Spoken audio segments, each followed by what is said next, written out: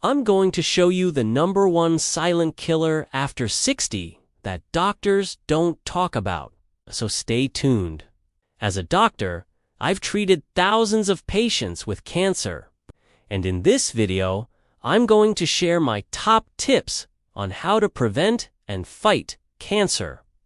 Make sure you watch until the end, because there is one tip that is the most important of all.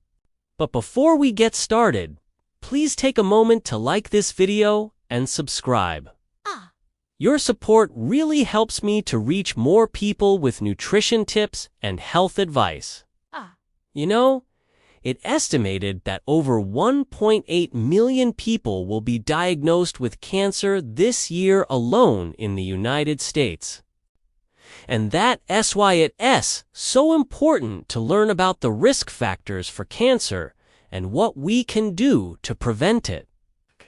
So the first thing you need to know is that our cells have a life cycle. They grow, they divide, and then they die. But sometimes something goes wrong in this cycle, and the cells start to divide uncontrollably. This is what we call cancer. Now, the scary part is that early-stage cancers are usually asymptomatic, or they don't cause any symptoms. That's why it's called a silent killer. It can be growing and dividing without you even knowing it. And the longer it goes unchecked, the more damage it can cause. For example, colon cancer is one of the leading causes of death in the U.S., and it usually starts out as these small little polyps. And for years, these polyps are actually precancerous cells. They're not cancer yet, but they have the potential to become cancer if they're not removed. The problem is, they don't cause any symptoms. You can't tell they're there unless you do a colonoscopy. So if you're 50 or older, make sure you talk to your doctor about getting a colonoscopy.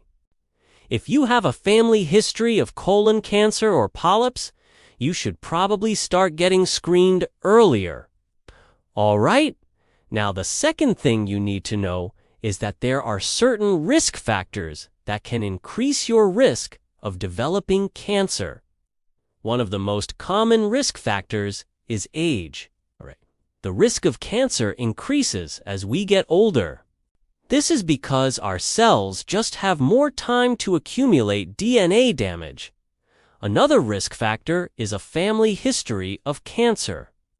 If you have a close relative who has had cancer, you may be at increased risk as well.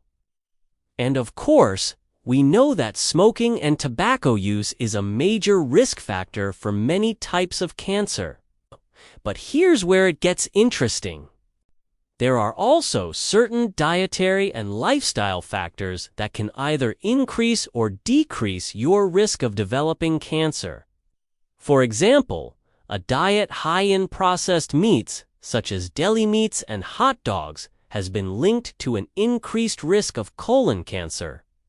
On the other hand, a diet high in fruits and vegetables has been shown to reduce the risk of many types of cancer. And this makes sense because fruits and vegetables are high in antioxidants and other compounds that can help to neutralize harmful molecules called free radicals.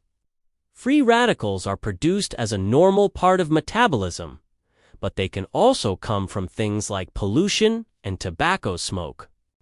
When there are too many free radicals in the body, they can damage DNA and other molecules, which can lead to cancer. So by eating a diet rich in antioxidants, we can help to neutralize these free radicals and reduce our risk of cancer. Another lifestyle factor that can increase your risk of cancer is physical inactivity.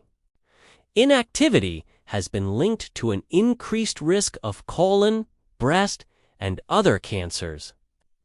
But regular exercise can help to reduce your risk. Exercise can help to keep your hormones at healthy levels, boost your immune system, and improve insulin sensitivity. All of these factors can help to reduce your risk of cancer. And finally, let's talk about alcohol. The more alcohol you consume, the higher your risk of developing cancer. Alcohol can damage DNA and interfere with the body's ability to repair that damage. It also weakens the immune system, which makes it harder for the body to fight off cancer cells. Now that you know all this, let me give you some practical tips on what you can do to lower your risk of cancer. First, eat a diet high in fruits and vegetables.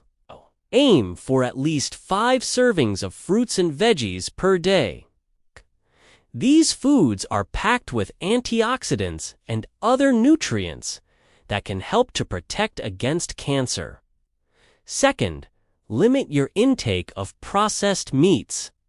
Processed meats such as deli meats and hot dogs have been linked to an increased risk of colon cancer, so it's best to avoid them altogether.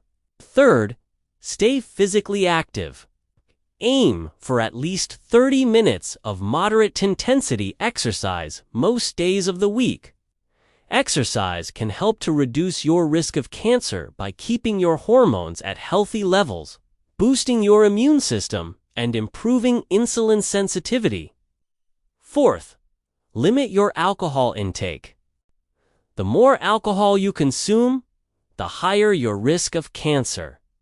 So it's best to drink in moderation or not at all. And fifth, don't smoke. Smoking is a major risk factor for lung, throat, and many other types of cancer. If you currently smoke, please talk to your doctor about resources that can help you quit.